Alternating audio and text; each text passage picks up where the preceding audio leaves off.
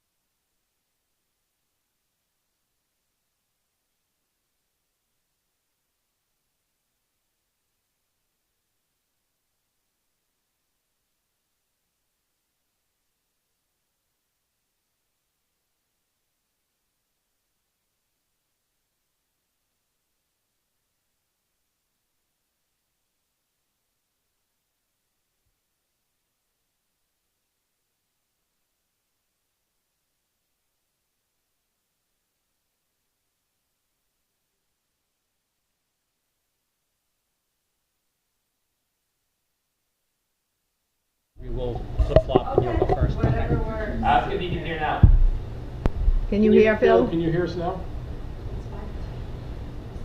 Yeah, he's giving Oh, us yes, the now he thumbs up. said yes.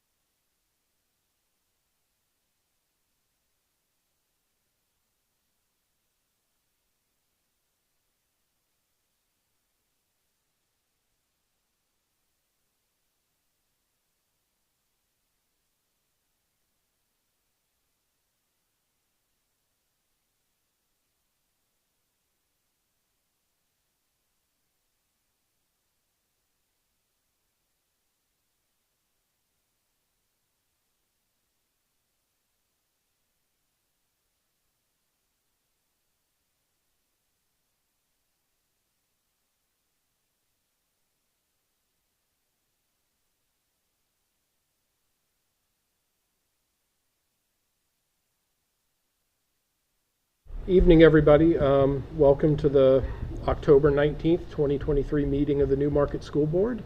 We'll start the meeting, as always, with the Pledge of Allegiance. Pledge allegiance to the flag, United States of America, and to the republic, nation, under God, indivisible, with liberty and justice for all. So, apologies for everyone who tuned in, hoping to see Gary here this evening. You have me instead. We're a little short-handed this evening. We're a little differently handed.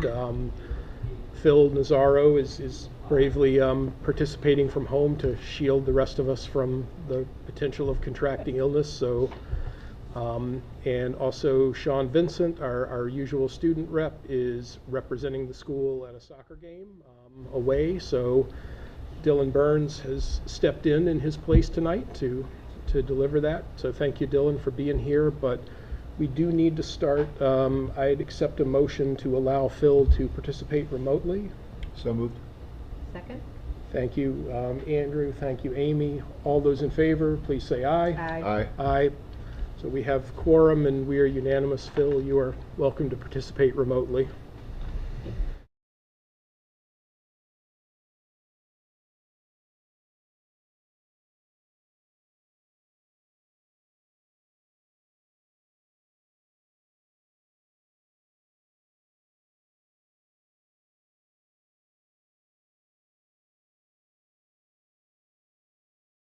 The SST governing board met on Monday evening.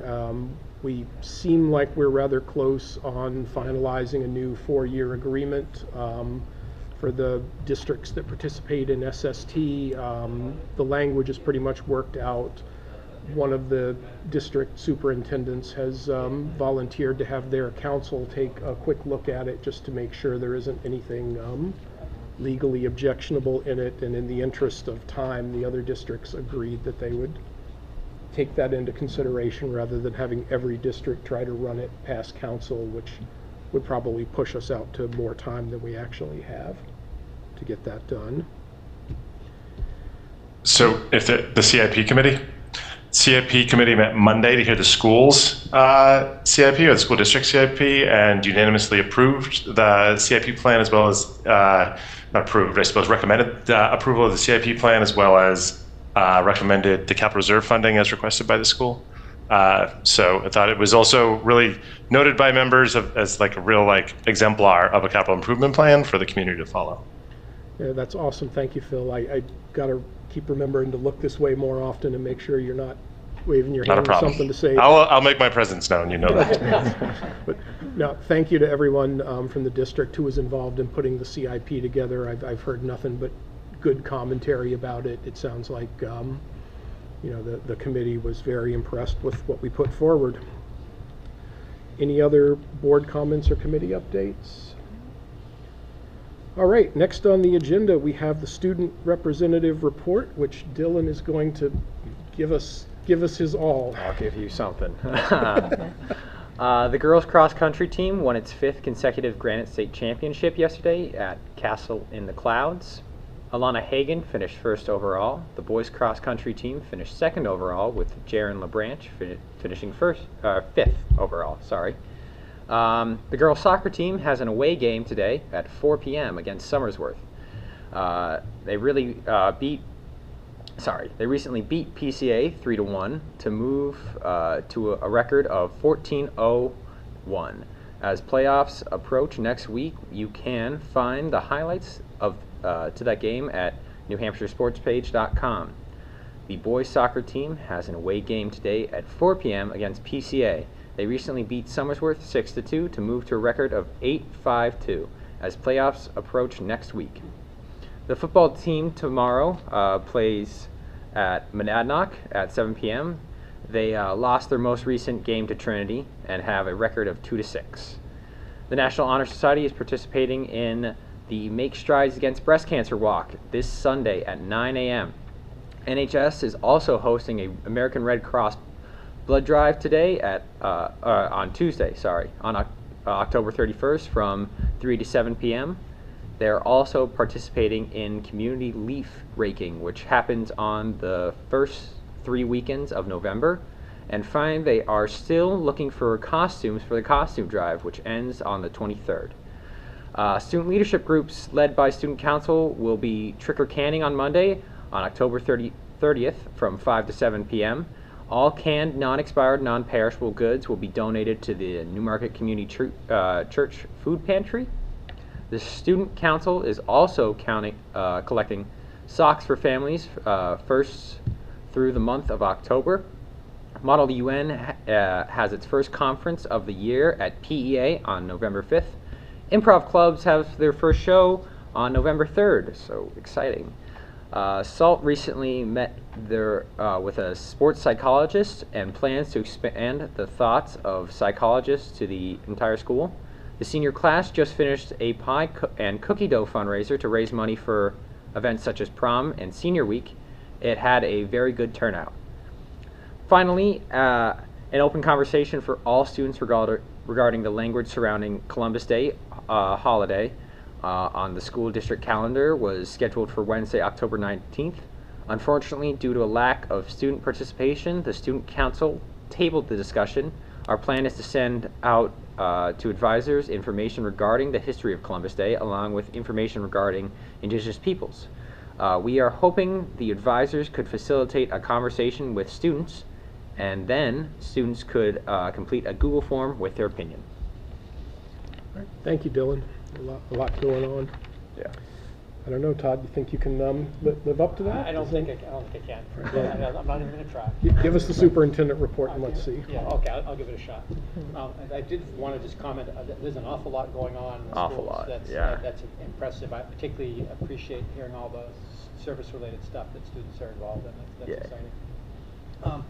Just a couple of things I wanted to mention in my report. First off, October 1st enrollments. I included this in the budget presentation, but just wanted to remind everybody that October 1st enrollments came in. We have 990 students in our school district as of October 1.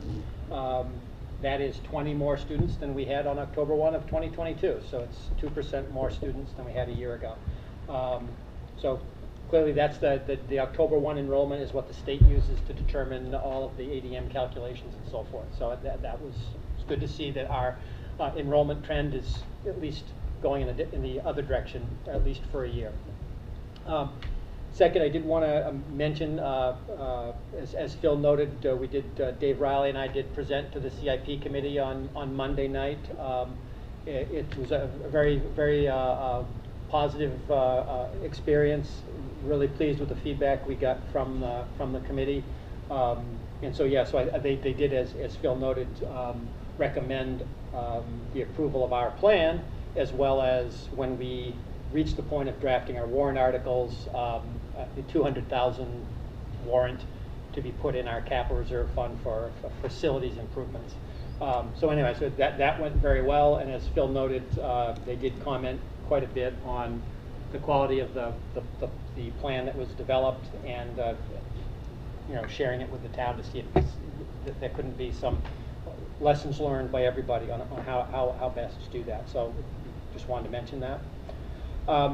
A third thing I want to just mention, and I don't really have a lot to say about it, I just did want to let people know that there was a law that was passed that went into effect on July 1st that created this concept for public entities like towns and school district called group net metering. What that is, it's to do with the ability to capitalize on solar energy through Eversource if school districts or towns choose to sign up to be a part of this program.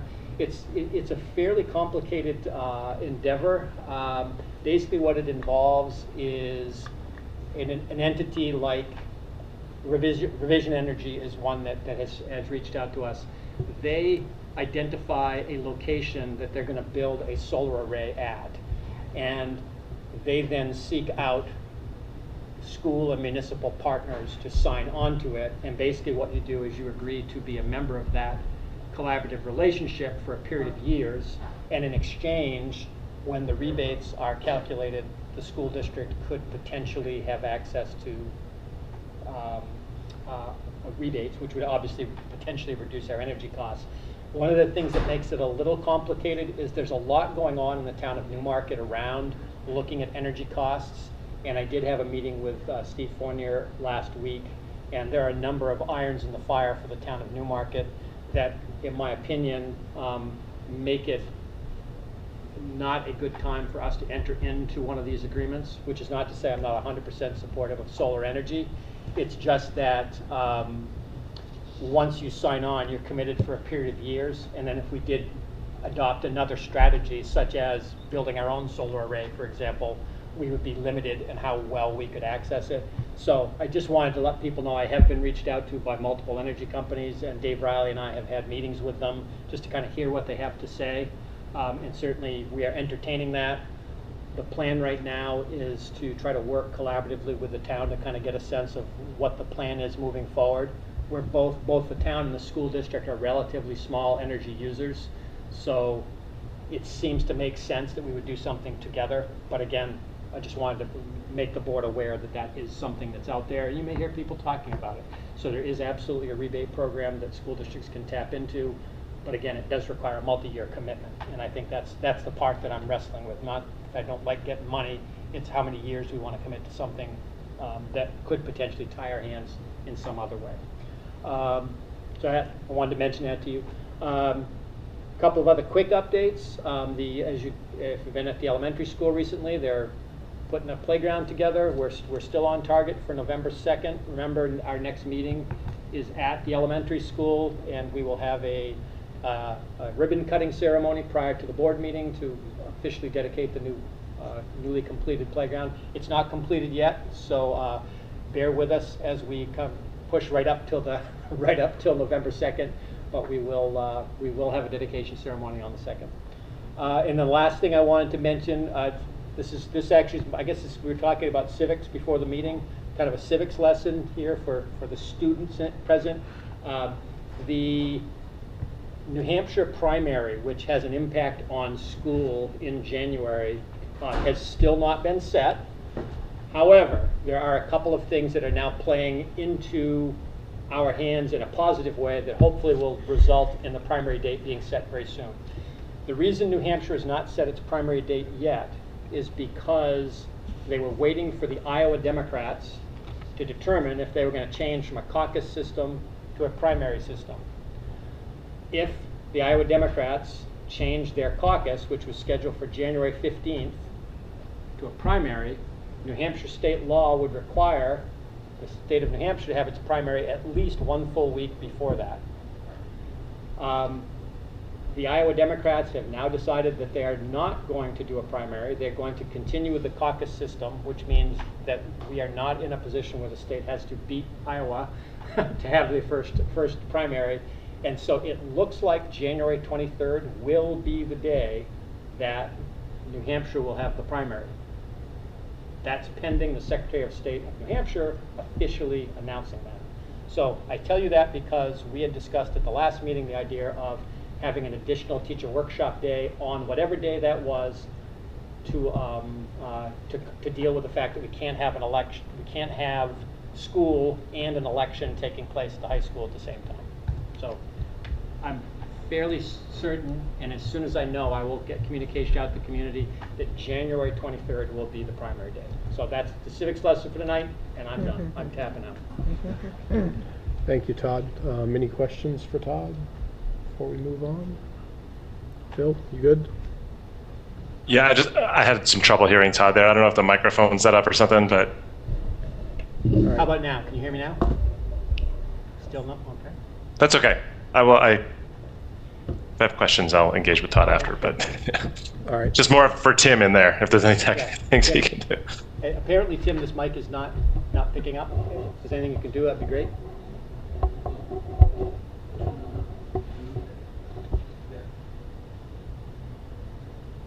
Don't let me hold it up, though. Is please. that better, Phil? Can you hear me now? I can hear you, Dan, better. Oh, okay. Well, we'll all try to speak up, I guess. So next thing we had on the agenda is a presentation on the Vision of a Graduate initiative. I understand we have the sponsors or people who've led the internal group at the school here to speak to us tonight. Yes, sorry, do you want to step up? No, I have to upload to Zoom, I have to do the screen share thing. Oh, Yeah. Hey, why don't you come up and I'll just start. Yeah. First of all, I did want to just open up by saying how much I appreciate Nate and Anne Marie and your whole committee's work that you guys have done. This has been a project that you have been on for at least a year and a half, if not before then. It feels so much longer. It feels so much longer. I had a full head of hair, I think, when we started. So, yeah, so it's been a long process, but we're very excited at the work that's been done. I think this committee has taken repeated rounds of input and done everything they can to morph this into what we are presenting tonight as the vision. Yep. So it's very exciting. So Absolutely. with that being said, Nate, would you like to take it from here? Absolutely. So, for those of you who I have not met, so I'm Nathan Groth and Marie DeSantis. We were the co-chairs of the Vision of a Graduate Committee, responsible for kind of putting all this stuff in motion. And I believe for the past couple of weeks, you have had our final draft in front of you. And so what we thought we'd do tonight is just give you kind of an overview. I don't necessarily want to go through the entire document at length because you have been living with it as we have for a while. But we did want to give you just kind of a quick little recap over where we kind of came from, what this is all about, and where we've kind of ended up. So Anne-Marie and I, again, chaired this committee, which basically took over from an earlier committee pre-COVID, when this had been kind of put into the works, but as things started to get back to normal after COVID started receding a little bit, we kind of kicked off into high gear, and we had a pretty good round of suggestions and meetings from staff and people at the school. We had a community event earlier on. We went through student panels. We had another community event. We had more staff responses. So this document really took shape over multiple rounds of revisions and getting feedback at really every step of the process.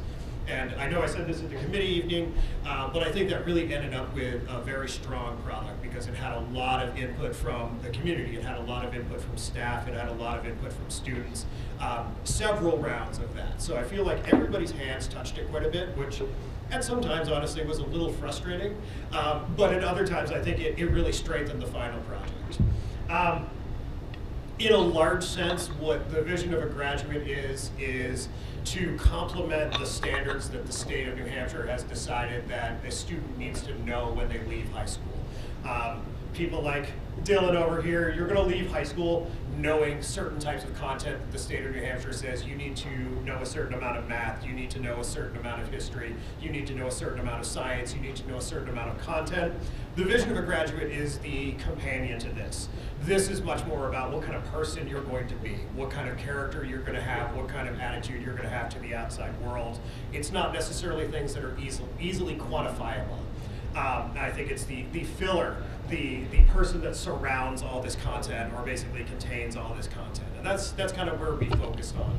I know one piece of feedback that we got, especially from the community at large, was things like, well, I really want a graduate to, my favorite was be able to change a tire. I agree with that. I think that's a really good skill to have, but that's not necessarily within our purview. The other thing, in a more serious line of thought, another thing that came up quite frequently was people say, well, we need to have financial literacy. And my answer to them, anytime I talk to somebody about that, said, well, the state of New Hampshire agrees with you. You need to know financial literacy. We're not going to retread this. So our intention was not necessarily to be redundant with what the state of New Hampshire has put in for graduation requirements. That would be kind of a silly thing to spend any time doing, because the state of New Hampshire has already done it. We wanted to make sure that we have aspects of people's personality and their humanity, essentially, which I think we need a nice focus on at this point in time in our world. The other side of that is, of course, there are going to be things that aren't necessarily accessible in the same way. There are things that are a little bit more subjective, but there are also things that can undergird all the things that we do at the school, which is kind of where we're going to be going with this. To pick one of the topics out of things, out of the vision of a graduate, is this idea that we want to make sure that people can effectively communicate. This will be something that we can add to any assessment that we can do. Any assessment, be it in a math class, history class, science class, cooking class, music class, could be something that could be part of any assessment. Can you communicate effectively? Can you communicate verbally? Can you communicate in a written form? Can you communicate non-verbally? All sorts of ways that we can do this kind of holistically. So that's really where we're at right here. I'll just go through the sort of the main. Do you want me to go through the timeline? Oh, We yeah, can do the timeline. Sorry. We can do the timeline. Yeah. Do you want to talk about where we ended with the categories? Yeah, we can talk about where we ended with the categories. Yeah, absolutely. We didn't really make any big changes. Yeah, but we just, sorry. Please, come on up. Sorry for Yeah. controlling the slideshow. Yeah. So we just made sure to align them to make them nice and pretty and make them statements that a Newmarket graduate is. And we did add in the healthy and balanced individual, and that was part of the feedback we received at our night. Yeah, the last community last community night. night 2 weeks ago. So yeah. Yeah. Just made sure that they were all aligned and added in a couple more things as a result of the feedback we received. Yeah. Yeah. And I think rather than, the worst trait of an educator, and I love saying that educators become the worst presenters when they get up in front of other educators, because that is really the way it is. So rather than be the educators that get up here and just read you slides, are there any questions that you folks have for us about our process, why we chose certain things, or where we kind of ended up, rather than just go through this and say, can we read along? Can we do a popcorn read? Can we do that? Just let's not do that, maybe. And is there anything that we can illuminate for any of you folks, really, while we're all here? I love the changes since the last community event. I like that you changed the titles, so they're all the same, you know, that I think that was needed, but other than that, I think it's great.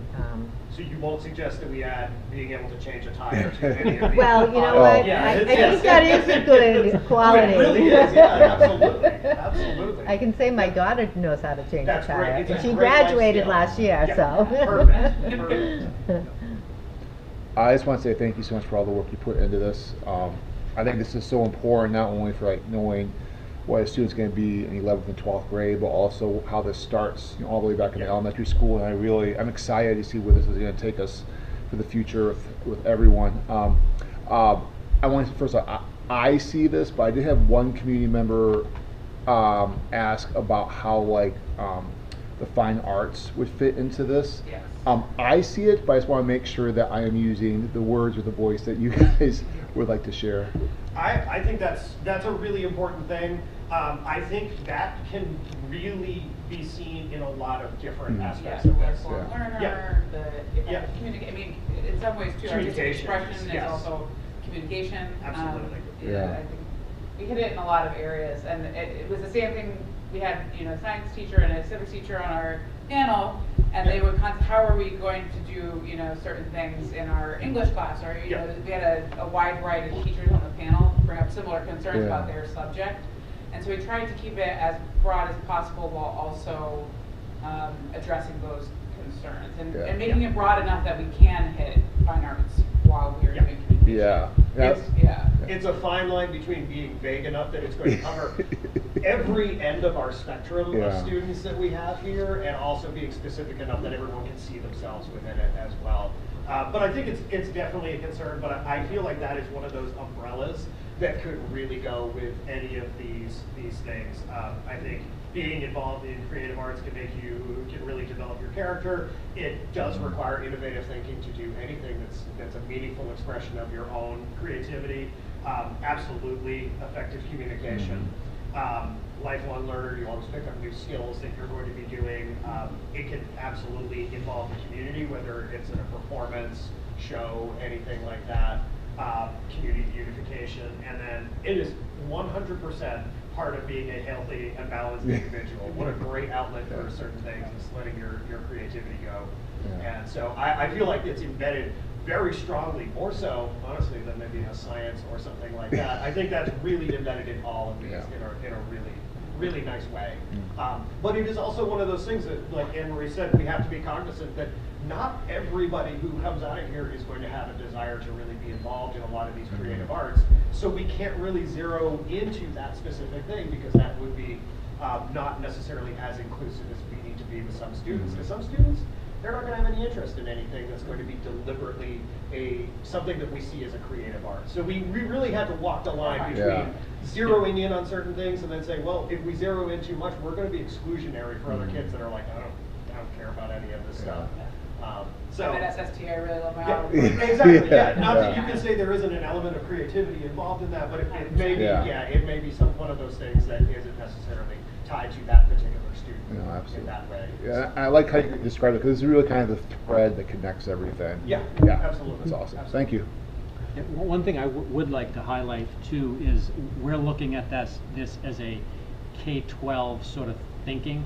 And while there's no question this idea of the vision of a graduate originates from NEASC, which is primarily at the high school level, we are choosing to see it as a longer continuum.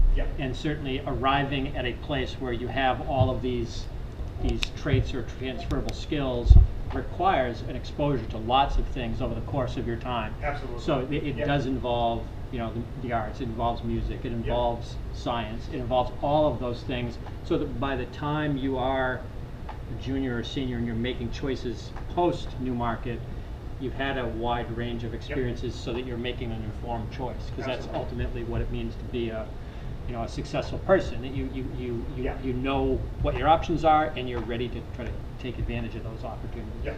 Absolutely.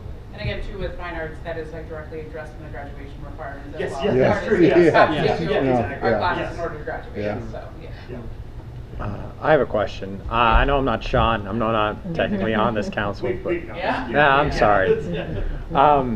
I was just wondering, like, how is this like something you're going to test like students on, or how are you going to see this take form or change? So as teachers, we're going to start to implement it. Like, so we had a professional development day recently where we started to look and where are we doing these things already in the curriculum, right? Where are we doing this in our classes? Where are we doing this well? And where maybe do we need to improve, right?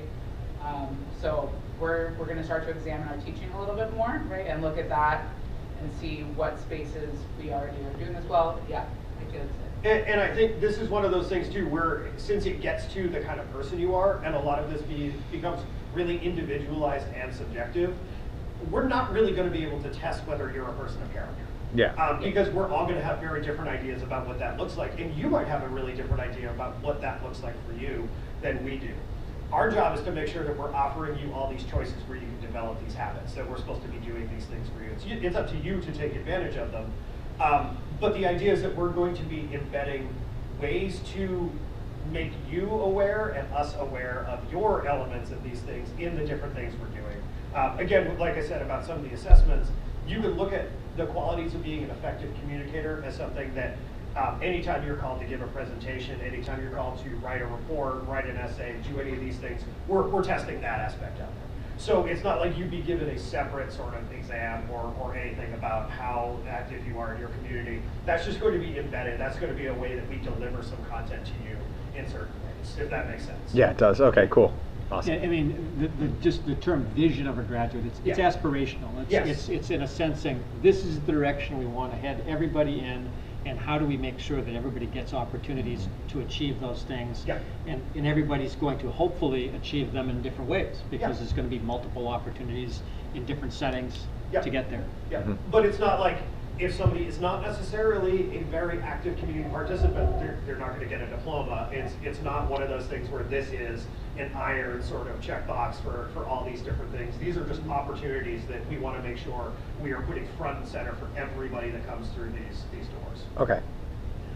If you want to think of it as a test, you'll see all your classmates' marks at the 10-year reunion. Yes. Yeah. That's around that Yeah. time you'll start to figure out how you scored on Yeah, this. exactly. Yeah. Other questions that we can answer for you, or anything we could explain further? No, I apologize. We're kind of a tough crowd, partly because we've been looking at this for a while, and partly because honestly, other people have said all the important things already. It's more our job to listen, I guess. And one of the things I appreciate most about it is this makes our job a lot easier as the people who are tasked with figuring out what the community wants and figuring out how to build that into the program at in the Newmarket School District. So again, I appreciate all the work you've done so much on this. It's, you know, it gives us a roadmap as we think about budgets and policies and you know, different ways to bring this to life. So thank you.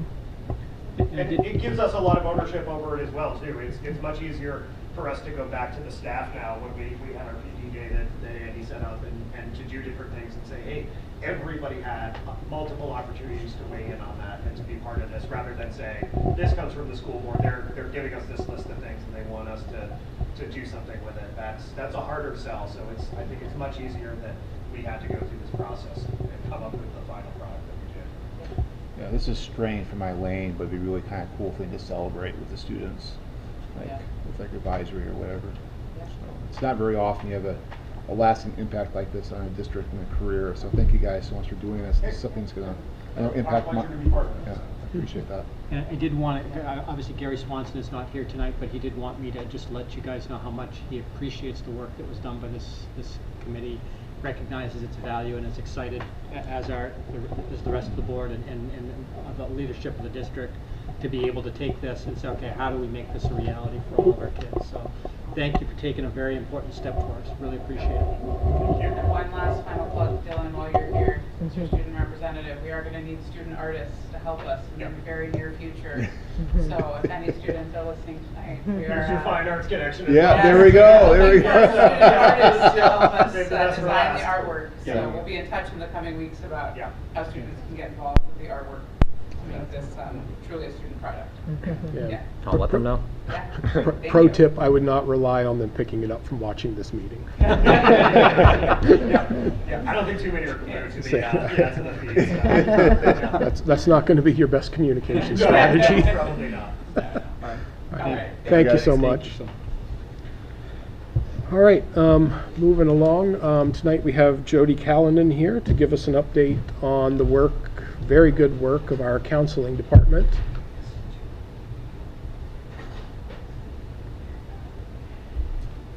Hey everybody, I'm trying to get my screen shared. I know earlier this week, Patty shared a presentation. And of course, every time I share something, oh, I wish I included this, I wish I included that. It's you know, nature of the beast, I guess is the right way to say it. So, am I on there? Yep. So, thanks for having me in tonight. It's a great opportunity Jody, for me to be able to come in. Yeah. Would you like to sit down and put your laptop, and we'll just give you a mic over there? That way a little easier for you to present. Sure. Yeah. Sitting would probably be better. Yeah, I'm a little tipsy, so not because You I want have just an ear come over here? infection. So I'm Oh no. so I'm a You little got it? off center Okay. today. So that's good. You got That's it? even All better. right. Thank you so. Appreciate it. I know I missed the podium, and then when I talk, I always use my hands too. So it's a little off, but. So this year, we've spent a lot of time as a counseling department just trying to re-educate our coworkers about what it is that each one of us does. Because our roles, as much as we intertwine, and our goal is the same, to work with students and be advocates for students, we all do have very different roles. So twice now, Andy had me do a presentation that was generic to the staff during the first couple days in August, and it was about really just reminding staff of 504s and crisis team roles, and student safety, and when you call DCYF. So I did a presentation to remind staff about that, and then both at the high school, middle school, and then at the elementary school, all the counselors throughout the district, all 9 of us got together. We presented at both buildings and went through again and just talked about what our different roles were. So that came out of late June when we had those last 2 PD days in June. We were given the time, thank you Todd, to sit down as a team and do a self-evaluation of our program to figure out where are our gaps, what are we not, what are we missing, and what are we doing well, and what can we do differently to help the kids. So tonight I'm just going to explain a little bit about what our self-evaluation did bring about, and then what changes that we've made this year to try to address some of those areas. And then I'll break down some of our different roles too, so that you understand how that we do differ along the way.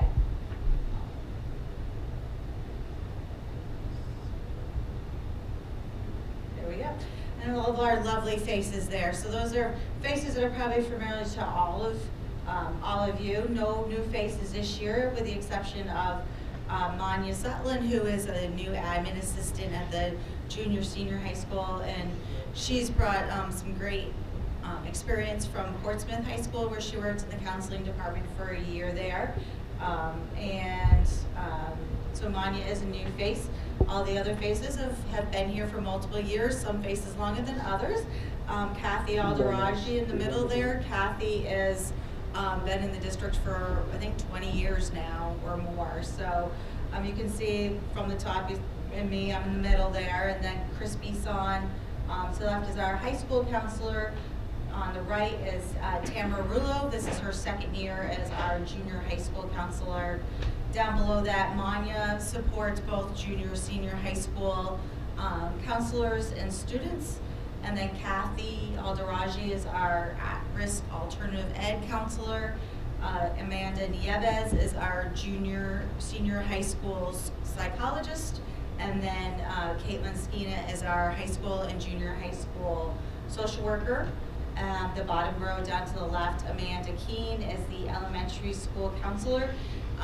According to the state of New Hampshire and ASCA is the American School Counseling Association, she's supposed to have 500 students. Can you imagine 500 students? Well, she does it by herself. She does have, as the only school counselor down there. She is supported through Jen Drew, who is the school psychologist at NES, as well as Laura Younger, who is the social worker there. So those are just the faces of the department. Can I ask real quick? Yeah. Is there a guideline that an organization or the state has for the number of counselors to students? There is. So the state of New Hampshire says at the middle school to high school level, it's 300 students is what the DOE says. At the elementary school, they say 500. So American School Counselor disagrees with the state of New Hampshire in that. So the American School Counselor says 250 at the junior, senior high school levels, and then they still say 500 at the elementary school level. As somebody who works in a school, as you do, and as I have for many years, realistically, to do a really good job, I would say 150 is more manageable, but that's just me from where I come from experience. Yeah. But, so there is a different number from the state of New Hampshire and what ASCA says as well. And I think we need to make the distinction between minimum standards versus meeting the needs of our students. And I think those don't necessarily align all the time. No, absolutely not. It depends on the day too, right? I've always. So there is a mission statement for the counseling department there that, again, I'm not going to read this. Everybody can read, but when it comes down to it, we're looking for to be child-centered, family-driven, and solutions-focused approach, which is what obviously everything that we do as a department is where we're trying to go. So when we met as a team in June, we used a number of different tools to measure and evaluate our program. The first one was what's called the ASCA, again, American School Counselor Mindset Scale, and those really measured what are the types of things that we're talking about with students, whether it's suicide prevention or going into classes, as Dylan could tell you, he sees Miss Bison every so often going in doing different activities with students, or at the middle school level, what are we doing, what are we talking about during our SEL, during advisory, are we meeting the needs of those students? Good news was, yes, we hit all of them, so that was the good news. The next tool that we used was the ASCA Use of Time survey. And we are, according to school counselors, we are supposed to be spending 80% or more of our time directly working with students and 20% on behalf of them in the background. Again, we picked up a few things that we needed to tweak, and I'll talk about those in a minute. We also started last year student check-in on the Chromebook. We're not 100% great with that when students come in, but during the week of schedule changes in June, because we gave out schedules to the high school students first week of June. So during the schedule change week, we saw 140 students for schedule changes, and that was just Chris Bison and I, because we were the only two that do schedule changes or understand how to use Novius to do that for high school students. So it was a busy week. We also had 914 drop-ins or scheduled visits from January through June of last year alone. Again, we didn't track the first part of the year, but that was after that. We also had 8 clothing drives at both Tamara Rulo and Caitlin Skeena, and then Laura Youngberg came up the elementary school.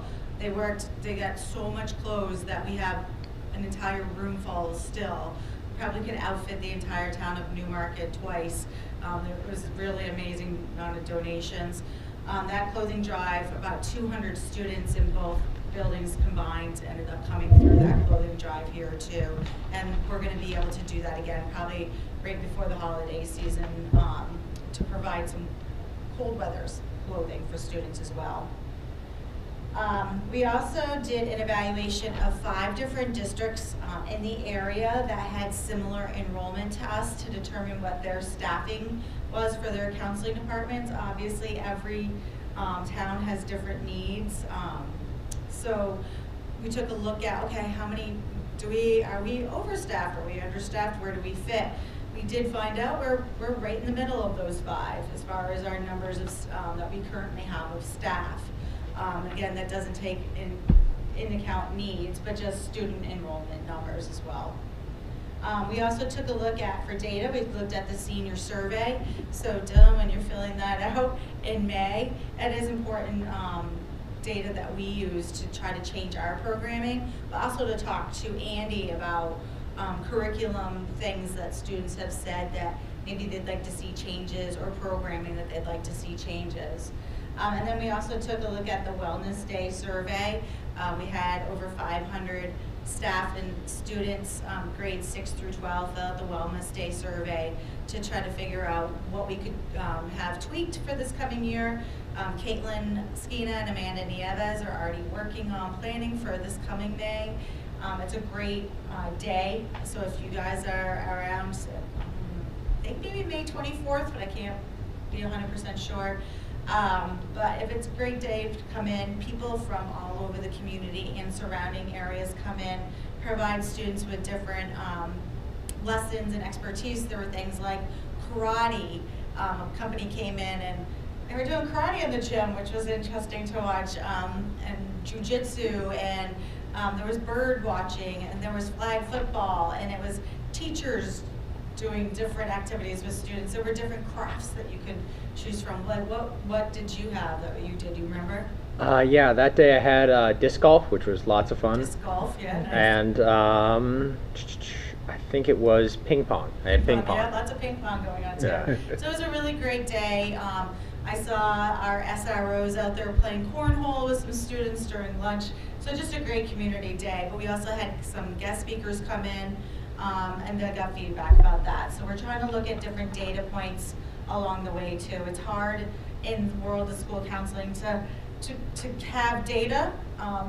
It's hard to measure somebody's mental health and mental well-being. So we use things like attendance sometimes too to take a look at that, but those were just different data points that we looked at in June.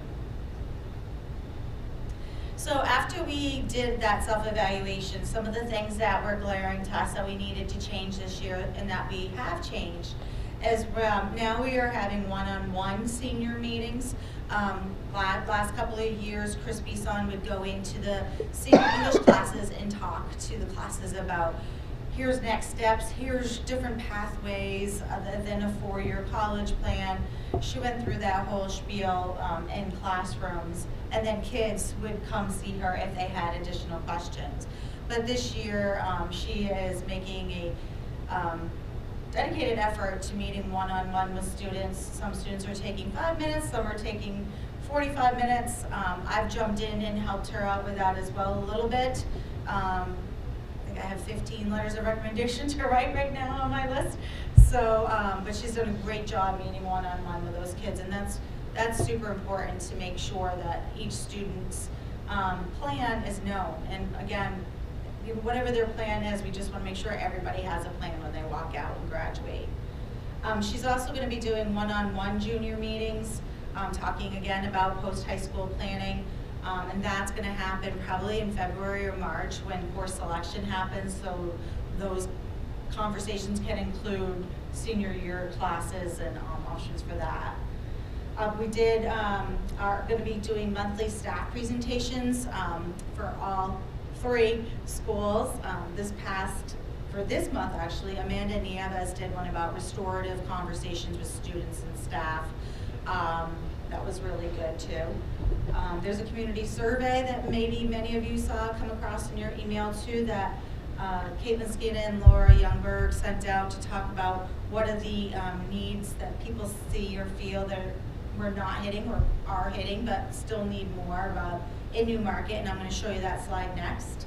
8th grade, we scheduled a tour for the 8th grade students to actually go to see the SST programs, maybe to help keep them motivated as they step up into high school and maybe have some better ideas of classes they might want to take. If they saw something in automotive or they see something in the culinary, they might want to take more of Miss Emery's classes along the way. So that's going to happen in March.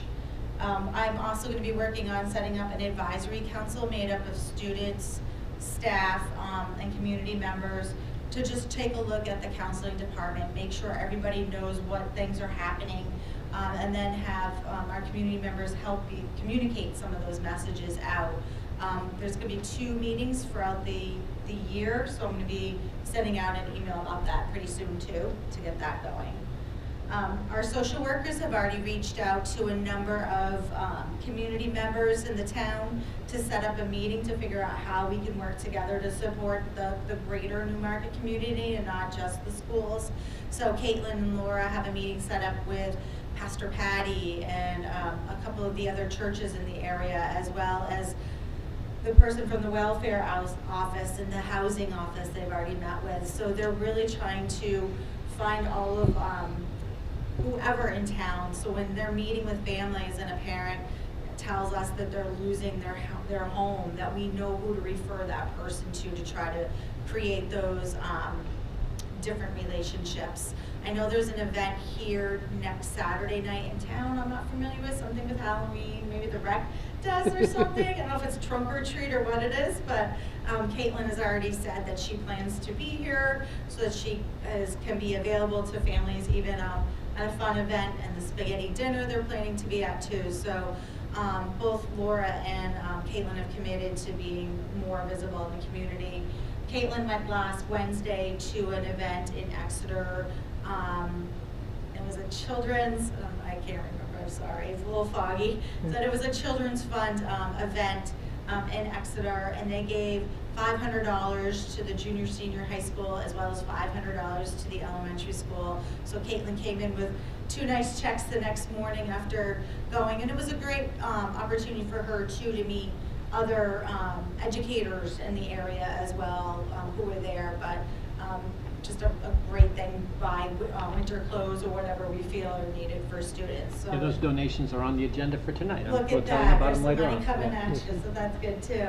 Another thing that's happening more at the high school level is that Chris Bisson is going to be making sure to do a 4-year planner with students in their freshman year. I know they don't know exactly what they want to do, but maybe being able to find different pathways. And she and I worked last year to actually create sheets, they're flyers that we can hand out to them if they say they're interested in computer science or the medical field. We have different sheets that have pathways and different courses that are available to the kids for that too. And then I'm managing the Facebook page. It's called Newmarket, because that's what came out, and I don't know how to change it, but I've been trying to make sure. I'm like, I don't know. Dylan, if you're good at computers, come help me tomorrow, please. It's Newmarket, and I just blast anything I can think of that's coming up in the area, or even on the weekends, and I'm definitely getting some good feedback. I have 100 friends, so I'm making friends in town too, so that's a good thing too, right? I'm not going to go through all this, but this is just a list of things that we have done both at the junior senior high school as well as at the elementary school. That is for the month of September only. Keep going on. That is at the elementary school, the things that they have been doing as well throughout September, and then moving into October, different things that we have going on again too. We just recently had Haven come and do presentations for 4 days at both of our 6 through 12. So they went through 6 through 12. We survived PSATs this year, you're lucky. You didn't have to do those this year. They were digital. So the kids seemed to be able to access the information. It was me as the proctor whose computer was spinning, so it took me 45 minutes to get 125 students marked as they were in attendance. So the kids stared at me for 45 minutes, but they were amazing because they were so quiet. I'm sorry, just another minute. But so that was something new for us too there. So it's your office that does the SAT, PSATs, and AP exams?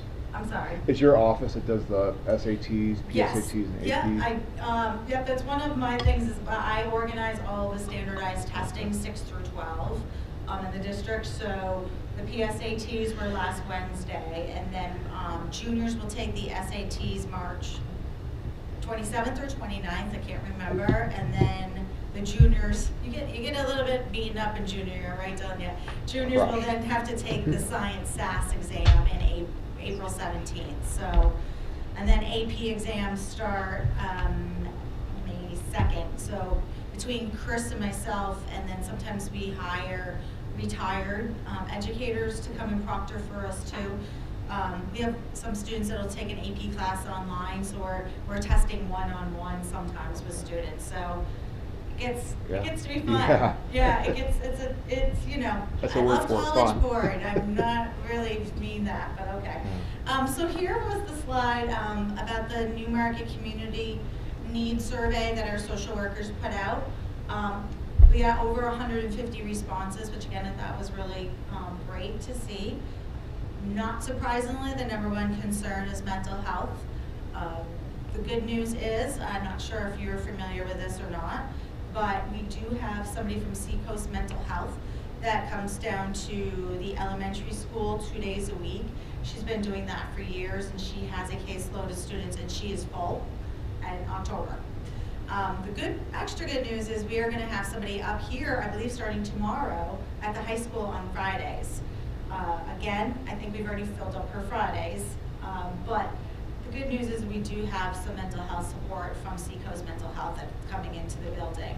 And again, Laura and Caitlin are both licensed social workers, so they can provide a bridge for mental health needs and see kids until they're able to get in to see an outside therapist. So that having them with us has really been a lifesaver in many cases.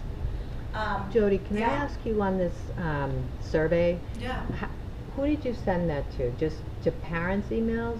Or? Yes, I sent it out through Blackboard twice. And was that the goal, just to reach the parents, or because you say community? So when I think of community, I'm thinking of the, because there's other people in the community that. Right. So that's where I was confused. I got the survey myself, and I was just trying to figure out who was the target, to reach, because. Right, of course, there's a greater Newmarket community too, and now that you're saying that, I mean, I know that I blasted it out for them through Blackboard, and that goes to families, parents. I'm not sure if Laura I'm not sure if even I put it on Facebook to allow other community people access or not. But I can find that out for you, Amy. I'm not 100% Yeah, I was just curious, sure. because it just seemed confusing to me, like if you were trying to reach everyone in the community and just parents. Yeah, let me find that out. Well, it's for also you. not too late to To still collect data share out from the further. community at large, yeah. Yeah. Absolutely, yeah, and absolutely, so that's a good point too. I'll ask Caitlin and Laura that tomorrow. Food, obviously, is another big concern for a number of people who did the survey, and that's where one of the things that comes through every single day, and Caitlin has one of our students helping out, assisting with that too, is 68 hours of hunger. And there's a young student who comes in every day with different black bags of food for Caitlin to be able to then hand out to the students' families who have requested assistance through that program. So it's nice to see that as well. Do those bags go out like on Fridays? Because I remember when my kids were in elementary school, because the weekend is like the biggest time that hunger hits families like that. The end 68 hours of hunger is Right. referring to the period of time from Right. 3 o'clock on Friday To until Sunday, I mean Monday morning morning, when you're right. back in school, when you have access to the lunch program. Yeah, and he brings the bags in daily. Oh, daily, okay. Wow. That's his job. So That's he brings the awesome. bags in daily to get ready to prep for the Fridays. Wow. Yeah, and then Okay. those get distributed, which is fantastic. Housing, obviously, number 3. Concern from the people who filled this out. Parenting support was a 4th, and then 5th was access to medical care, which all of these things are things that both Laura and Caitlin work with families, school families with right now, and that's why having those meetings with people in town and building those relationships are going to be really important. I did ask them yesterday, I said, how many families do you think you each work with pretty consistently? I said at least maybe once a month or more. And they each felt like they had about 50 families per building that they work with, whether it's daily, some people are daily, some are once a week, some are once a month. But it's everything from helping with mental health for their child, or for food, or working on trying to find affordable housing. The thing about parenting support, they do realize that they want to start having some more evening events, some speakers, maybe to talk about anxiety with your child or internet safety. So that's something that they're also looking at doing, maybe more towards the winter and spring months as well. And that's all just based off of self-evaluation as well as that survey that they sent out. So from here, I just thought maybe it'd be helpful, because a lot of people don't understand the difference of a regular school counselor versus what a social worker would do, and I'll get into other slides as well. So our social workers, I always think about it as in buckets, and I found a visual that I tend to be very visual, so I liked what I found in this. But really, our school social workers are our home, school, and community liaisons. And that's really what it boils down to. They really are community connection experts. So anytime I'm at a loss when working with a student and how to support the family because they're going through a situation, I always go to Laura or to Caitlin. They definitely know where to turn to in any situation. So they tend to help me through all of that too. They also do a lot of home visits. So they have gone out to a number of homes this school year already. And they also will help us with truancy intervention. So when we have a student who hasn't been to school in a few weeks, they may go with our SROs to do a home visit to figure out, is there something going on in the home that's prohibiting that student from making it to school too. They also help out with crises. So if we have a student who has made some kind of threat to themselves, then we got Caitlin and Laura involved with those types of crises too. And again, they do help us to bridge with long-term counseling for those students who do or don't have support out. Just because the student has support outside of the school doesn't mean that they're not going to have tough moments during the school day. So, Jody, could, yeah. how long, if a student needs outside counseling, how long is the wait to get access to that at this point? It's, we've been hearing different things. It depends on, obviously, some people are saying, I only want a male counselor, or I want somebody of a certain whatever. So that depends on the needs. But we've been hearing up to 6 months for counseling support right now. Yeah. So without Caitlin and Laura's help, it would be really tough, because my school counselor certification only can take me so far. I can listen and I can refer you to different places or people, but that's where my credentials land. You know, I can only get you to the front door. I can't get you to the driveway, so to speak. And just for your knowledge too, as far as anybody with like a regular school counselor certification, that's me, that's Chris Bison, that's Tamra, Kathy Alderaji has a regular school counselor certification, as well as Amanda Keene. So there's really only a handful of us that have regular school counselor certs. Then I think I'm the only one with a school counseling director certification. And then Laura and Caitlin have the licensed social workers. And then Amanda Nieves and Jen Drew, obviously, are school psychologists. So everybody has a little bit of a different certification as well, just to add it into the mix to confuse life a little bit more. Is school counseling is typically 4 years plus 2 more? Is that correct? Like the bachelor's plus 2 years for a master's for school? I guess it depends on the program you go through now. I know back in the dinosaur age when I went through, it took me 3 years, and that was full time. So it was a 7-year program. I think you can do it in 2 now. Okay. Yeah. How about a social worker? Social workers tend to be a 7-year program as Okay. well. There are 2 different tracks. They are 2 different tracks. Yeah, I mean, I was fortunate enough where my internship was alongside a social worker, and she was required to do a lot of group counseling as part of getting her certification. So I just jumped into that with her just to have that experience. Yeah. But they tend to do more groups, more targeted interventions in many ways. Yeah. Okay, thank you. A counselor, school counselor versus school psychologist. A lot of the school psychologists, and again, those of you in education know, they tend to often be under the special ed umbrella too. And Amanda Nieves and Jen Drew like to say that we share custody of them. So it's Erica and I share custody of them because they do a lot of psychoeducational evaluations. I know both of them have upwards over 50 3-year evaluations that they have to do, which is fairly time consuming per student, on top of having to meet individual students who have counseling in their IEPs. So their jobs get really busy at certain times of the year, and they also help and interpret like a lot of the NEWA data or the iReady data for us.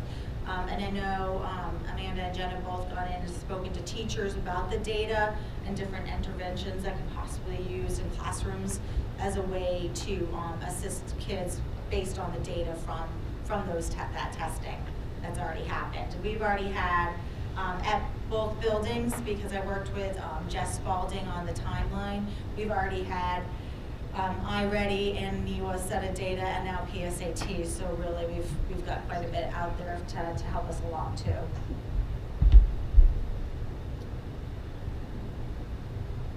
little slow, sorry. Our alternative counselor is Kathy Alderaji. Again, Kathy has a school counselor certification, but she is really our tier 1, like a tier 2, I'm sorry, not tier 1. She's our tier 2 support person, really. We have her working with specific students around executive functioning skills. 2 blocks a day.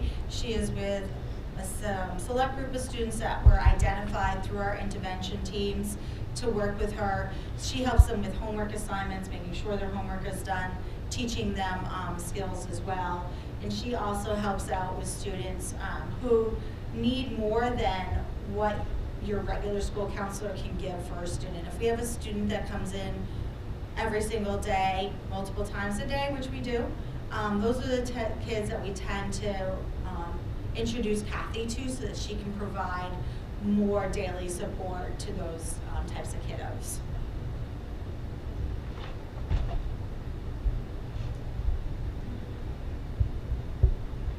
I'm either slow or done. I can't remember. I think you have Oh one no, more moving slide. ahead, it's There you coming go, up. one more slide, there you Here go. we go. Again, I did mention the school counseling advisory council that I'm going to be pulling together in the next month or two. Again, just to try to get a pulse again. That'll help too, Amy, with understanding some of the greater Newmarket needs as well. And then really any additional adjustments for this school year will probably come out of Vision of the Graduate. And we've tried to listen along the way to see what types of things people were asking for through Vision of a Graduate, but I'm sure there's going to be a lot more that comes out that we're going to need to adjust either through our classroom lessons or whether it's more groups or more lunch groups or whatever it is. We're going to have to figure that out as we go too. I think that was the end of it. Any other Yes. questions? I do. Yeah, Amy. Could you talk more, the statement here about the 914 drop-ins or scheduled visits? So it's a combination of drop-ins and, It's a combination of both. Both, Sometimes it's Dylan's coming in to talk about post-high school planning, but then Sally comes in the door crying because her friend looked at her funny. Mhm. I mean, it was a combination of everything. okay. So, And do you keep data of that? Like what each visit is for? Like We whether, each keep our own notes. Mhm. You have to be very careful about that. Right. I've spent a lot of time in court in my lifetime, and I don't like giving up my notes too much. So I have to be really careful about what we keep, but each Mhm. one of us keeps our own notes. I'll just write a student's initials and just say like something like simple like peer. You know, if they got in an argument with a peer during lunch or something, you Mhm. know, peer. It's just yeah, I enough was for me just trying to know. like kind of get a sense of what is there a common issue or, you know, topic kids want to discuss, like whether it has to do with, you know, going to college or like a peer problem. Well, that's what's or- great about our job, Amy, is that I don't know what's coming through the door. Right. And that's what makes the counseling office a little unique too, because even if I have a student scheduled to maybe talk to them about post-high school planning, sometimes those conversations go in a place I never have expected. And so I have to put that aside Mhm. and focus on what the kiddo brought to my attention and reschedule for what we were originally planning for. So Mhm. there isn't a theme. It's a mishmash. I lovingly say it's like an emergency room because you're dealing with whatever's coming through the door. And sometimes, you know, students with a scheduled appointment may end up waiting 10 minutes or so because somebody came in that was upset or Yeah. angry or something, and we have to diffuse that situation first. So there's really no themes at all. It's So you're really triaging Mhm. and then getting a sense of where and what you need to talk about, or Exactly, and sometimes those never- conversations will start with Chris Bison or Tamara. Right. They're busy, the kids will come into me, and then I figure, we all have to figure out, the three of us, and figure out, is this more of a family-related issue, is this a crisis? And then we start pulling in Amanda Nieves for school site or Caitlin Skeena to figure out, okay, well, they're probably better suited to deal with this particular issue. Right.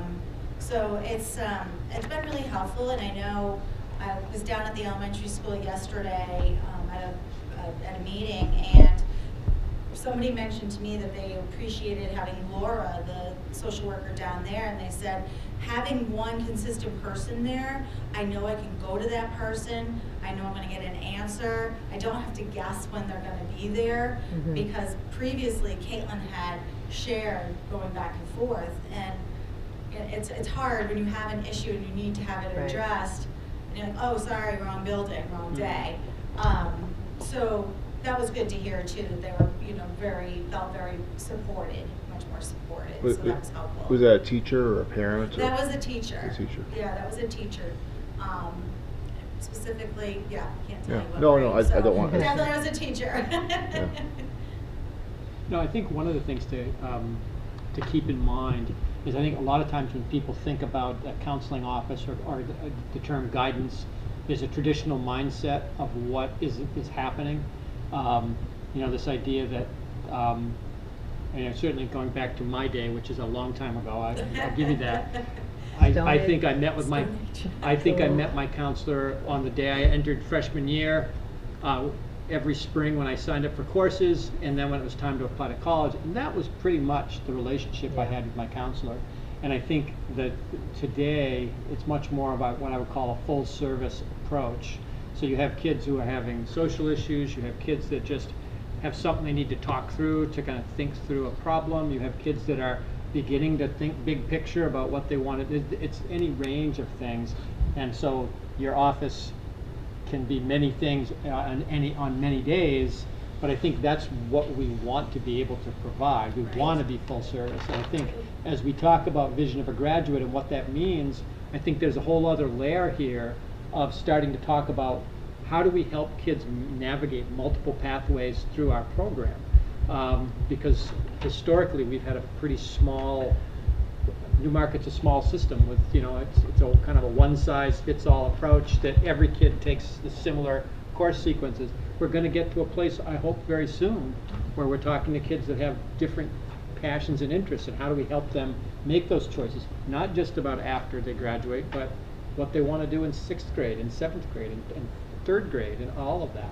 So I just think it's important to the mindset on what a counseling office is and what it does needs to be broader. And I do think you made a couple of points that I think are worth noting. Community mental health is a major crisis in this country, and I think when we start talking about the high percentage of kids coming out of the pandemic that are in desperate need of mental health assistance, the fact is, I cannot tell you how many times a child has to go to the emergency room at the hospital and wait for an assessment, only to be told, well, you're not a danger to yourself or others, go home, and in 6 months we can hook you up with a community therapist. That doesn't help. That doesn't help a family in crisis. It doesn't help in the moment. And the ability to be able to provide that kind of immediate response, while it's not perfect, we do have, particularly when I'm referring to the 2 social workers in particular, is a resource that Newmarket has that I think is potentially extremely valuable from that perspective. Oh, it absolutely is. And I used to joke with the kids and say, well, just think of us like the information desk or your school parent for the day, because they're not here right now. Like, come at us with those types of questions or concerns. And, sometimes it's just even, I'm struggling in this class, I want to drop it. Okay, let's talk that through. It can be really things that seem simple to us, but to the kids, it's a huge thing, right? Mm-hmm. If they just maybe had a conversation that didn't go as they would hope to. And we have the career fair next Thursday that Chris Bison and Manya have been working tirelessly. So we have like over 50 different people coming in to talk about their careers, which is amazing that so many people are willing to give up a work day to come in and talk to our students about their jobs. So that's really exciting. And then we're going to, we're opening that up for kids in grades 8 through 12. And then for 6th and 7th grade, Tamara and I have talked about going in to do some career-based lessons with those students too. And then I've been talking to Amanda about having that even go down into the elementary school. And I know a number of the teachers had, well, I used to remember too, have the parents come in and talk about their jobs, you know, career day. And so they've had a few parents come in talking about their jobs to the kids too. So we're trying to make sure that that continues down, so kids are thinking about, oh, so I might want to be a fireman someday, you know, whatever, who comes in. But so we're just trying to keep things consistent, and we're working towards that as we go too. Anything else? I am always amazed every time I hear from you how much your small office does. Yeah. Like those exams alone, like when it just will suck up time, and everything else has to go on hold. So I'm very thankful and amazed with what you guys do. Oh, thank you. Yeah, it's testing is a lot. It Yeah. really is a lot. And I try to keep as many people in that department out of it so that they can focus on other stuff. But you know what?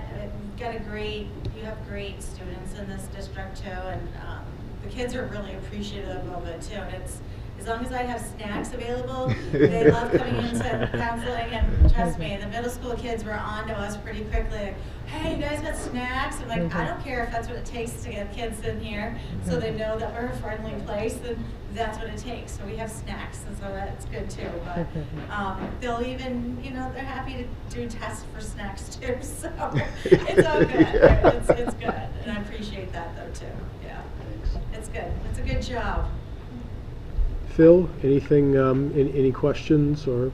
Yeah, thanks, Dan. So a couple. First, Jody, thank you so much for the presentation. Sorry I could not be there in person. So when I thank you for all the work that your staff is doing and you're doing. So when I look at the metrics and I look at like the activities that you briefed us on, really the only hard metrics you have are like the ASCA ones, right? Which really are metrics of like activities around more traditional accounts, school counseling things, but the majority of your activities are around like social, emotional supports and well-being. Have we researched any like well-being indexes out there that we could use to sort of metric the mental well-being of our student population? Well, I mean, I know even 2 years ago we did the, what is that? You have the state required one, right? Was that last year? Well, the health risk behavior, student Thank youth you. risk behavior Yes, survey. that's Yeah. exactly what I'm thinking of. Yeah, the risk behavior survey. I know we did February of 21. I don't think we did it last year. I'm like looking back at Andy. So we did that, and then yes, Phil, actually, as I'm talking, I'm like processing too.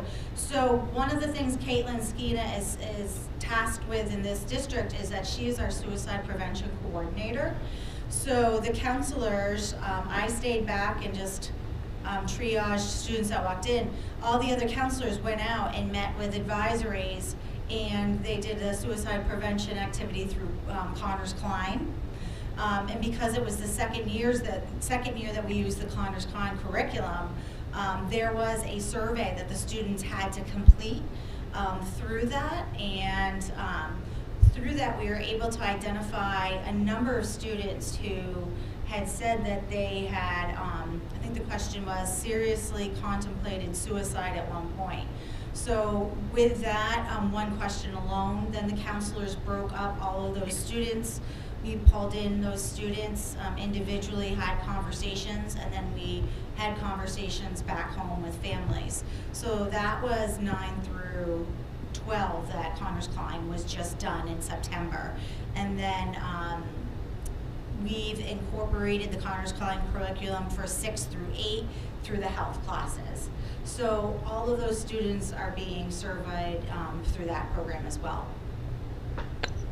Yeah, that's fantastic. I also so I have background in psychology, right? So like not school counseling though, so like I am outside of my depth when I talk specifics about your department. But I do I get worried about, yes, absolutely, students that are like on that edge or the cusp of considering self-harm.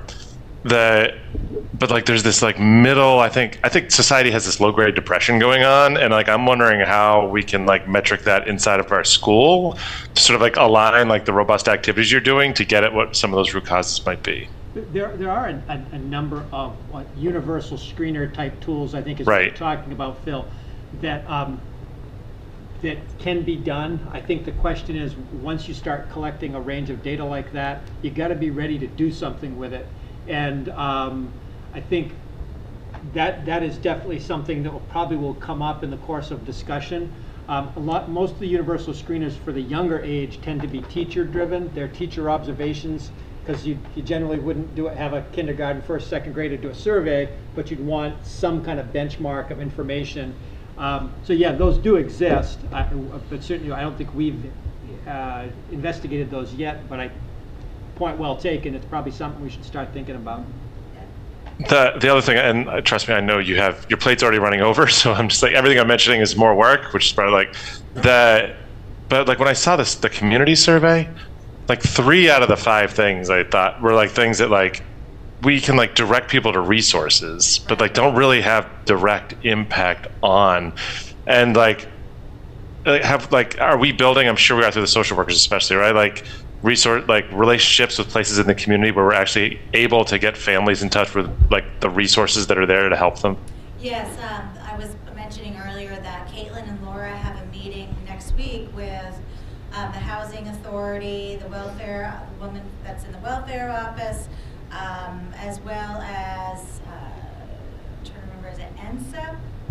NCEP, yeah. Yeah, NCEP member, and then some of the churches locally, so that there are the local resources that we could say, okay, here's so-and-so's phone number, you're losing your house. Obviously that does affect us because we don't want to lose any students to enrollment, so we want to keep everybody that we've got. So those are definitely meetings that are taking place next week. Fantastic. Because I know we have so many resources in the community, right? Like it's how do we get them like 68 hours of hunger and all that? How do we get them in touch with that? Yeah, and we have that too. So yeah, Caitlin and Laura are doing a really good job trying to go out and find all of those resources. And so they're there and we're working. So far we've got lots of clothes and food. So that's the good news. So we just got to work on some money tree. Yeah. I think that the hope is that by using us, the school district, as a conduit, that we have, as you note, Phil, lots of generous people in the community that are looking for ways to help. If we can direct them to how they can best help, I think it will make the effort better. All right, well, I just have one more question. okay, yeah. You mentioned a Facebook page. What is it coming from? It's coming from your department. It is. And it's titled Newmarket, did you say? It won't be maybe tomorrow. I can if change Dylan that for you. But if someone can help me, that'd be great. I was like, I just went down a different path. But yeah, so it does come from me, but I try to have all of our different teaching staff and like, let me know if you want me to get something out to the community. So this week I blasted out information about homework club for high school. I blasted out about teen tutors. I think career day again too. So how did you get members on that page? I by voice. I said I'm gonna start. It's called Newmarket, and then so other people started seeing. I met a couple parents and I said, hey, I'm on a Facebook page. So when I have 504 meetings with parents, I'll mention it. So then they'll get on, and I said, tell your friends. So it's just like, I think Marty just got on it last week. So you can say the house Because is if in you, there. you know, there's a couple, like there's a Newmarket community page, and that would be a great page. So if you went on that page with your site, you know, it would generate more members for you. And I definitely have the Newmarket Police Department. I'm connected to their page, but I'll definitely, I need to take the time to do a little bit more of that. But Yeah. it's a process. Not that you don't have anything to do with it, No, right? no. It's not the 1980s school counselor anymore, or go pick a magazine, that's where you're going to college. Yeah, right. And type up your application. I was going to say, I'm genuinely in awe of the number of balls that your department is keeping in the air and not really seeing any of them hit the floor with any regularity. So it's amazing. Thank you to you and your team for everything that you're doing. Well, thank you. You know, it's I got a hard group of hard-working ladies, and you know, they don't get prep time. They don't barely take lunch, but you know, I eat lunch with kids all the time, and that's what you do. But you know, again, it's a great group of people, and we certainly appreciate your support. Whether it's even looking at credit changes, I think that's a huge benefit to our children, and helping them. And Dylan nodding his head yes. It really is, because it allows kids to do things. Like, I know, Phil, you're a big fan too of ELOs, and I just talked to a student yesterday, and I have that student set up to go back and do an ELO with Access Sports Medicine, and that student was so excited to have that opportunity. And we were the first school in, so we got in.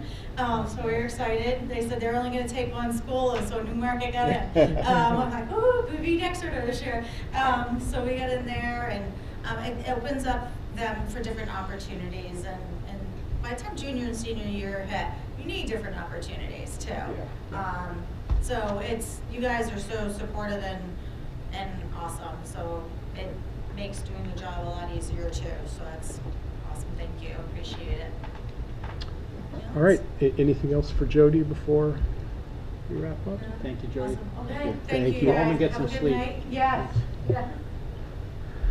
So moving on to our discussion items, if the rest of the board is agreeable, since it looks like we're probably not going to have any action to take on the Columbus Day, Indigenous Peoples Day item, is everyone okay if we move that to the top of the list? So once we wrap that up, we can get Dylan on with his evening. Is that all right? Yes. Phil, you okay? All right. Again, does anybody have any comments about that beyond what's already been said? I just really appreciate the student council taking the lead on it. I think it's a good way to express that this is, the school is intended for education. I appreciate you guys representing that. Yeah. All right. Thank you, Dylan. We appreciate you coming out and taking Sean's place tonight. So, Yeah. Anytime. All right. have a good evening. Yeah, you guys have a good evening. Night. All right. Has anyone on the board received any correspondence they want to share with the rest of the board? Seeing none. The Employee Benefit Committee. Todd, what do you have for us there? Really, I mentioned this last time. Both of our unions are interested in getting involved in a committee to review our benefit plan. The para contract, when it was negotiated, they included a provision that said whenever the teachers union was ready, they would be willing to come to the table. Teachers contract has specific language around it. So basically, there's two things. One, it says the committee can't be formed until April unless we have a mutual agreement with the union. So the union is very willing to start as soon as we're willing. But I wanted to kind of put that out to you that I would want your authorization to say start this earlier. And then the second piece of it is that it requires a school board member to be on the committee that does the review. Specifically, it says the committee will appoint 3 teachers, and there will be 3 board members and/or administrators appointed by the school board. So my recommendation would be a school board member, Jana Mellon, and myself representing the school district side, and then have whoever the teachers union wants, and then obviously we would similarly get paras involved. So it's not necessary that we appoint someone tonight. I know Gary's not here and so forth. Well, I was thinking it was a great opportunity to appoint Gary. So really, it's a question of if you want to appoint someone tonight, that's fine. But I just wanted to put it on the table because I said I wanted to talk to you about it, and both unions are ready to get going whenever we say, okay, let's get started. And I know Jana and Norm O'Neill, our HR consultant, are doing some homework to kind of set the table for that conversation. Can you just tell me again, is it both the unions are coming together for this committee? Yes, Okay. because it's That's all. basically looking at the insurance package, and regardless of, both unions have access to the same package. Yep, So, right. All right. I mean, would everyone be comfortable just tabling action on this Yeah. until Gary's with us again for? Can I share the thoughts? I know I would really appreciate if before we sent someone into the committee that if the five of us kind of sat down and just, I have a lot of questions about the benefits just because of my lack of knowledge with it, but also knowing like what our goal or parameters around it would be. I would hate to send someone in and then come back with something that's with something entirely different than what we envisioned. I agree. So we'll just table that to a later meeting. All right. Next, just an update on school board goals. The first goal having been to adopt a vision of a graduate by the fall of 23. I mean, we are sneaking up on the end of fall of 23, but it also seems like we are quite close to the point where we're going to adopt that, so it feels like we're in good shape on that one. Identifying the current and future needs that can be used in long-range planning. Have we had any further conversations with the town about demographic studies?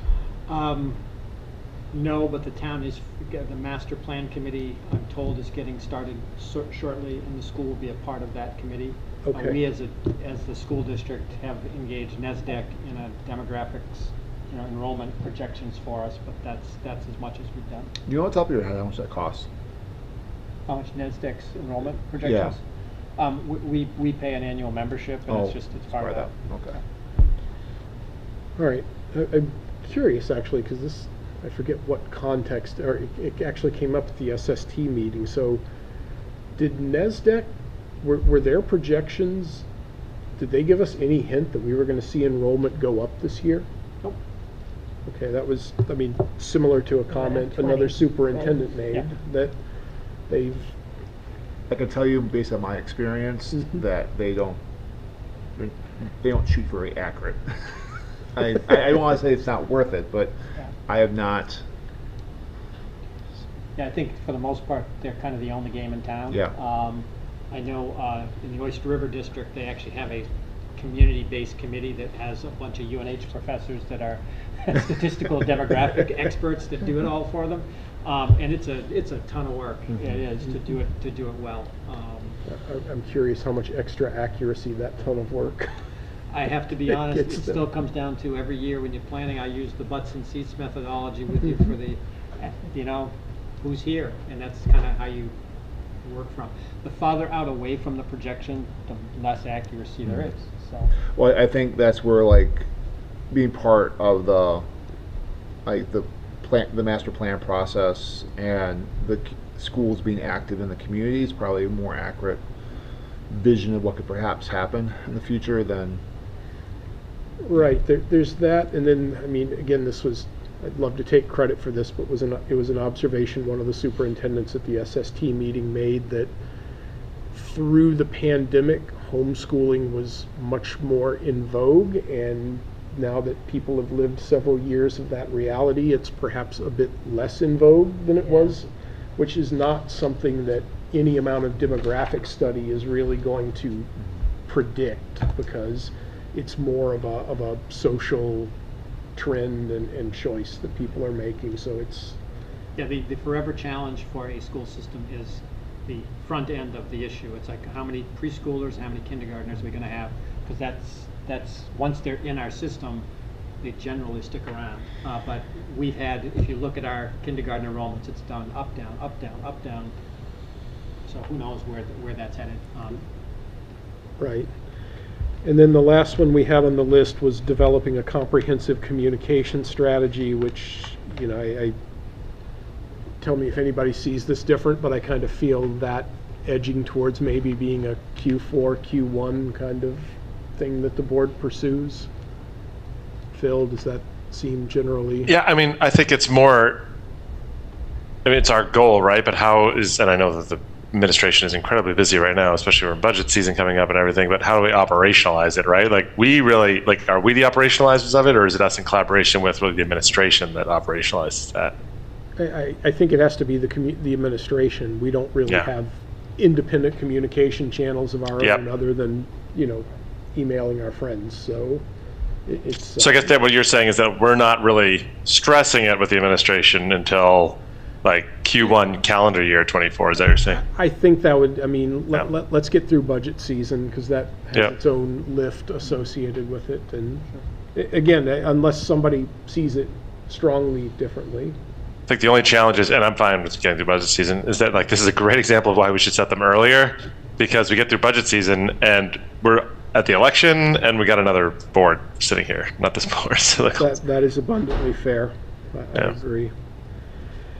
All right, recommendation of sealed non-public minutes. I see as an action item, the recommendation is to approve the May 17th, 2012 minutes remaining sealed. Gary's not here. Amy, is that something you can speak to? I can. So there was one from May 17th, and it should remain sealed because of reference to a staff member in the school system. So we recommended to remain sealed. All right. That's simply it. And it was done, and it was reviewed at the same time It was as the others, reviewed right? Yeah. at the same meeting. I'm sorry, no, we met a second time, me and Gary. Oh. Yes, it was the second time we met. I'm sorry, I don't know the date, but, so that's it, just the one.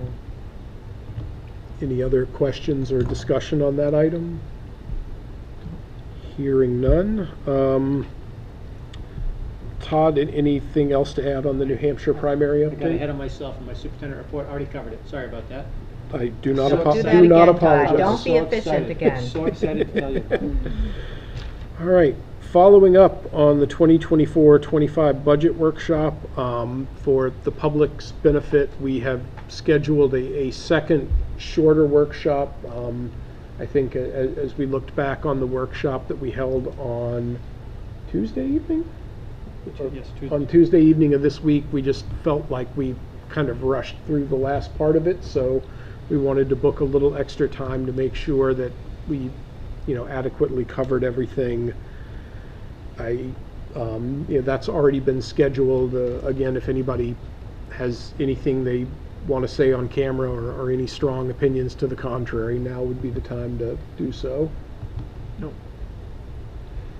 If there are any specific questions you'd like Jana and I to be ready to respond to, obviously there were the items on that last slide that we wanted to continue talking about, but if there are any specific things people wanted more data on. So last year, remember we did that, we gave you a list of questions. That was further in the process though, in the budget process, so I would love to do that again this year, Okay. just for future reference. Okay, so finish the workshop and then Right, have one more round right. of questions? Yep, that's doable. I think we had like 10 or 12 questions.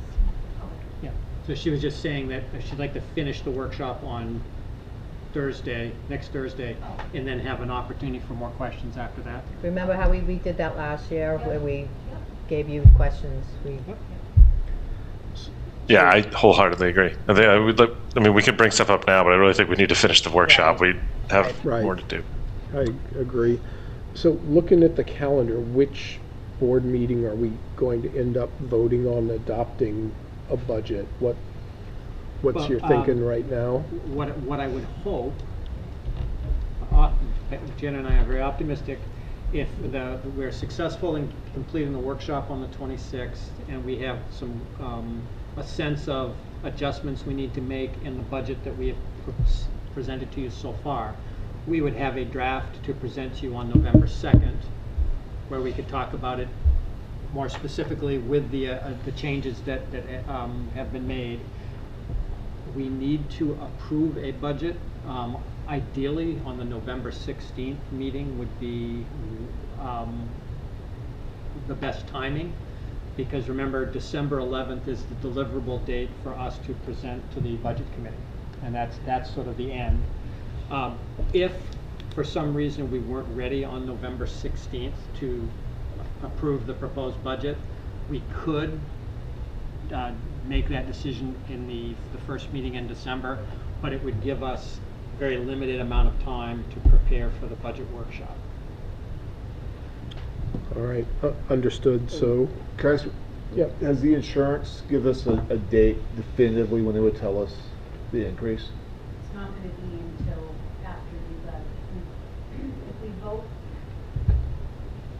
If we follow through in the timeline that Todd just outlaid for us, it's probably gonna be on or about the time that you're voting on the budget. Okay. So, and there is, but I have been assured this year that the rates that they offered me were conservative.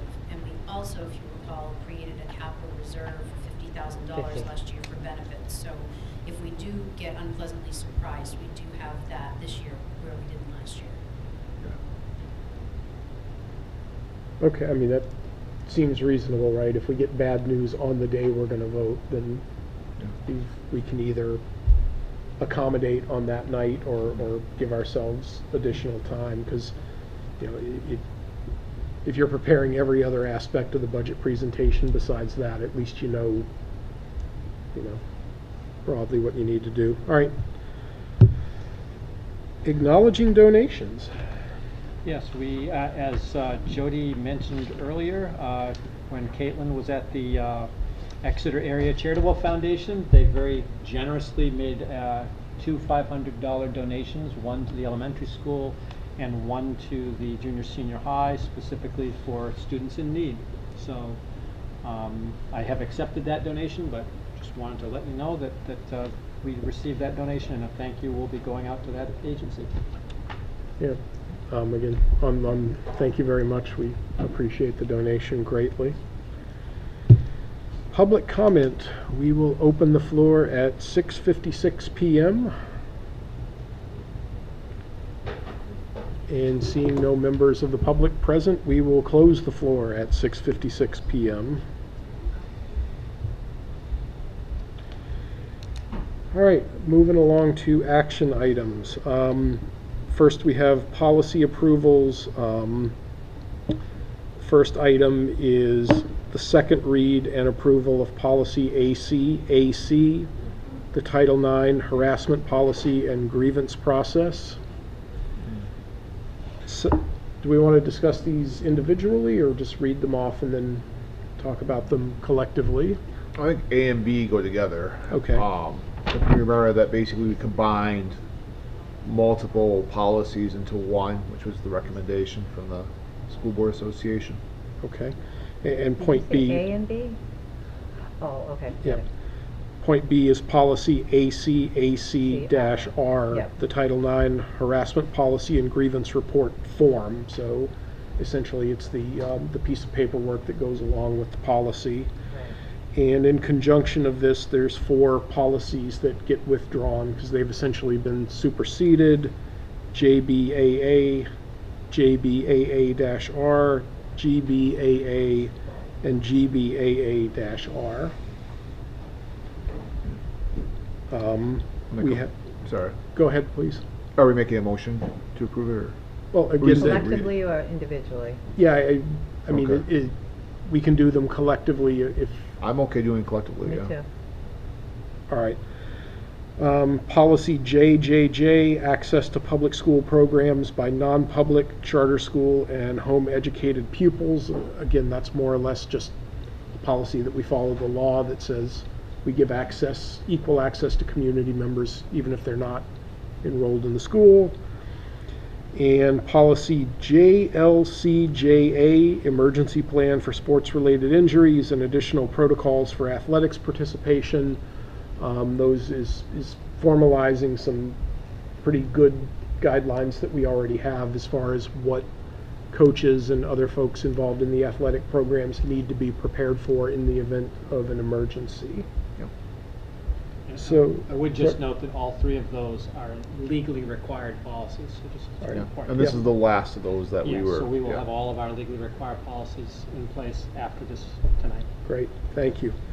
With that, I would accept a motion to approve, after the second read, policies ACAC, ACAC-R, JJJ, and JLCJA, as well as withdrawing policies JBAA, JBAA-R, GBAA, and GBAA-R. So moved. Thank you, Second. Andrew.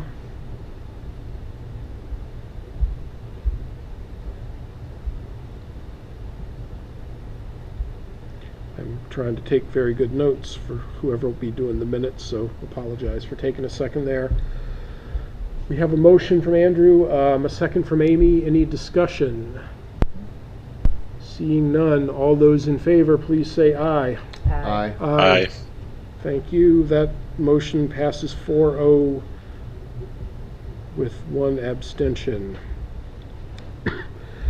Can I have a motion to keep the May 17th, 2012 non-public minutes sealed? So moved. Thank you, Amy. I'll second. Thank you, Andrew. Any discussion on that one?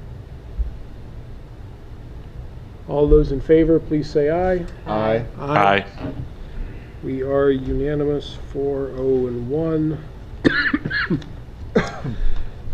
I'd entertain a motion to approve the October 5th, 2023 public meeting minutes. We did not have a non-public for that meeting. So moved. Thank you, Andrew. Second. Thank you, Amy.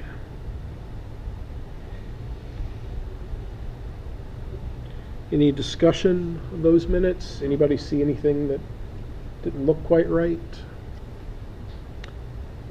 All right, seeing none, all those in favor, please say aye. Aye. Aye. We're unanimous on that one. Andrew, would you like Yep. to make a motion for the manifest? Make a motion to approve the manifest for the week of October 19th, 2023 for the amount of $736,903.65. Second. Motion by Andrew, second by Amy. All those in favor, please say aye. Aye. Aye. We are unanimous. So I would entertain a motion to approve the vision of a graduate as presented to us by the district. So moved. So moved. Oh, Oh, second. Go for it. You All get right, yeah. so motion. I'll take the second. Motion by Andrew, second by Phil. Any discussion on this one? I'm very excited. I concur. It's a very exciting time. A lot of work has gone into this, and we appreciate it greatly.